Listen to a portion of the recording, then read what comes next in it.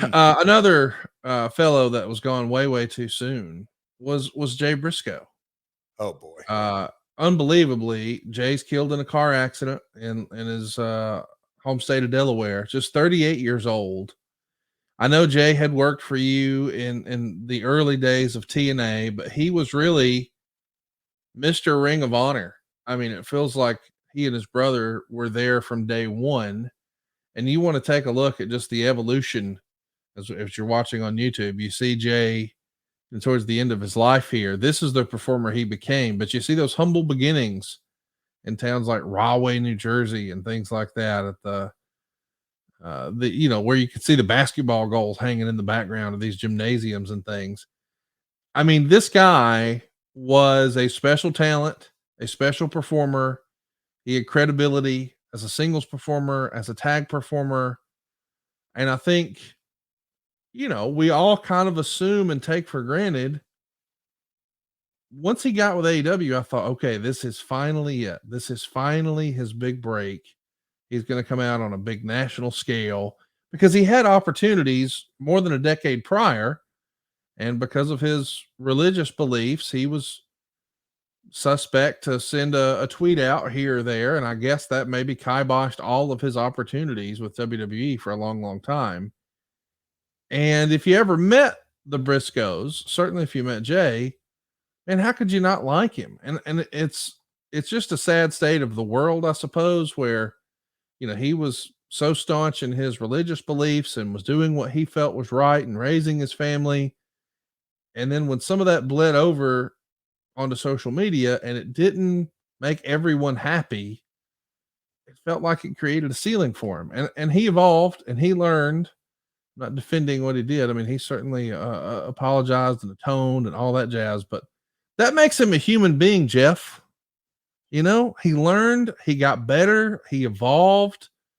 I don't know. I just hold him in such high regard. Just one of the real genuine good guys in wrestling, gone way too soon. And another guy that I can't help but wonder, man, what if? What if we had more time with him? What if that silly controversy, you know, would have never been in his way? Like, what was the upside for Jay Briscoe? He was a special performer. What was your experience like with him, and what did you think of him as an in-ring performer? You know, the early workings were a cup of coffee. Things were moving so fast.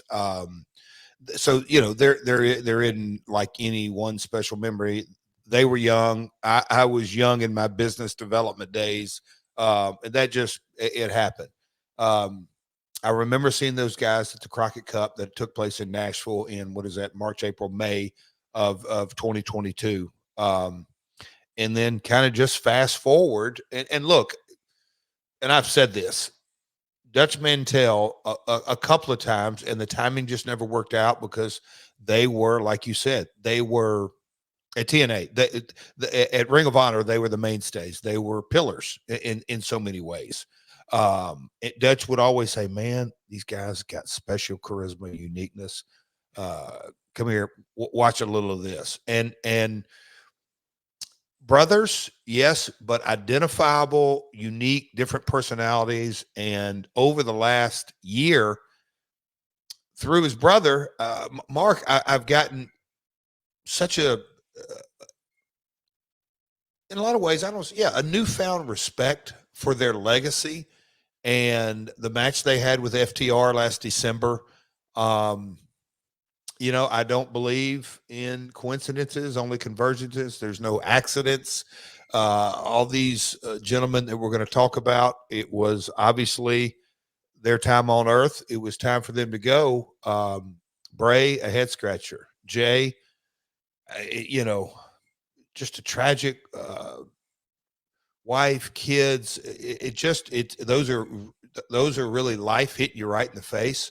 Yep. But me having the opportunity to go down to the farm, have a lot of fun, obviously, with Mark, and developing a relationship with him. And we had the concession stand brawl match, and we're going to talk about the unique matches here in a little while, but just a lot of fun. But I'll never forget the it was out west, I think Fresno. I think the accident happened, and I was on the plane.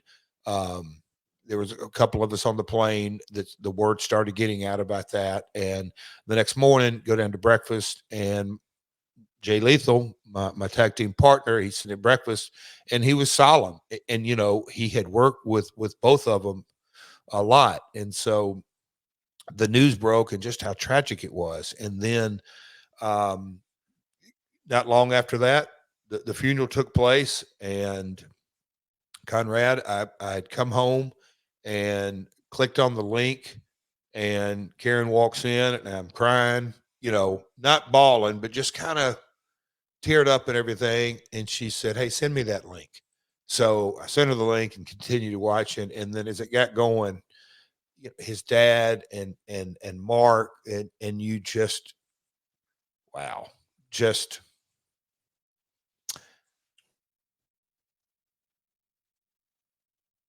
what a life he lived. He left his mark in his 38 years on his community, obviously his wife and kids, and the wrestling industry. And we continue to hear stories at AEW about that Briscoe legacy. And I chills run through my eyes just this past week. Mark and Jay Lethal had a match in the tournament that, outstanding match. But points, put that aside. They tore the house down, and it was, you just have to say what you said. What could have been, and I'll say them as a tag team. What an incredible tag team opportunity that they would have, in my opinion, shine brighter because of the uniqueness. They don't, God broke the mold when he made the Briscoes. I'll just say that. To your point, and this is really what I was getting at. I mean, listen, I loved Ring of Honor, and it was awesome. And I'm sure it paid those guys a nice living, but I can only help but wonder how many millions they would have made had they been a part of the big machine with WWE much sooner. And I just know they would have been in the conversation for all-time greatest tag teams. I mean, their whole persona was believable. You were able to suspend your disbelief. They had credibility with the audience, like as soon as their song started. And it was in some ways like a modern day Dudley Boys, in that they could work every style, but they could also be brawlers or technical or whatever you wanted to do. Yep. And I feel like when people have the great conversation about all-time great tag teams, because most of their work happened with Ring of Honor and not with a WCW or a WWE or for that matter, even an AEW, I don't know that they'll be in the conversation as much as they probably should. And I know that, point of pride in your work and all that, that's important to them. But I just think about, man, there'd have been a couple extra commas hanging around for their families had they gotten there. And it's a damn shame it didn't happen.